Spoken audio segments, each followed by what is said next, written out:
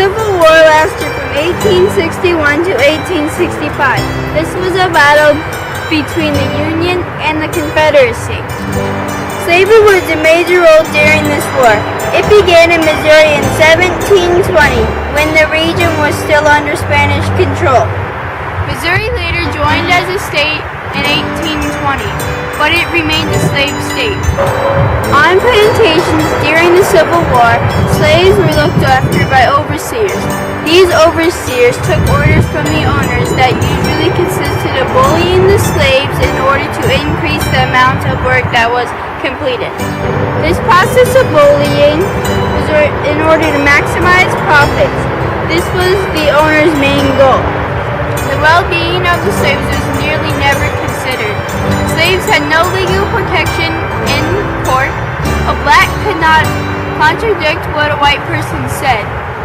Therefore, the overseers and owners could punish the slaves in whatever way they pleased, and not have to worry about any legal consequences.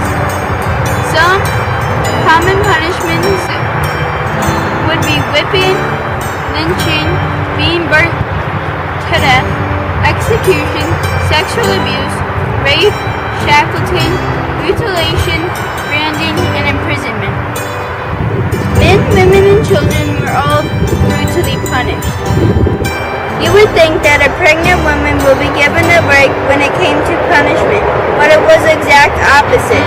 They received the most brutal whippings. The master would protect the fetus by digging a hole in the ground for the belly, to be protected as the women lie down to receive her whippings. Each plantation had their own number of whips for different offenses committed. The average number of whips received was 39. Larger offenses such as running away had the consequence of 107 lashes. In 1844, the St. Louis Republican newspaper reported that an 8-year-old African-American girl had been whipped to death. Women and men, slaves from different plantations would marry because when the punishments were given, they didn't want to witness their spouse being hurt so harshly.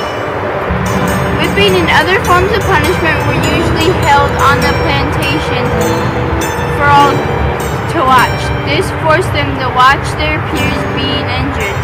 The most common way to escape slavery was to run away. By 1860, it was estimated that 24,000 slaves escaped from Missouri to freedom in Canada.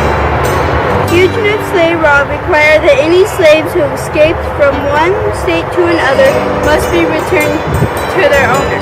Yes, owner. Since slaves were considered property, no rights were given to these human beings. In the spring of 1865, the Civil War came to an end. But it wasn't until December 18, 1865 that the 13th Amendment abolished slavery and became part of the U.S. Constitution. African Americans have received freedom, but equality was a long way off.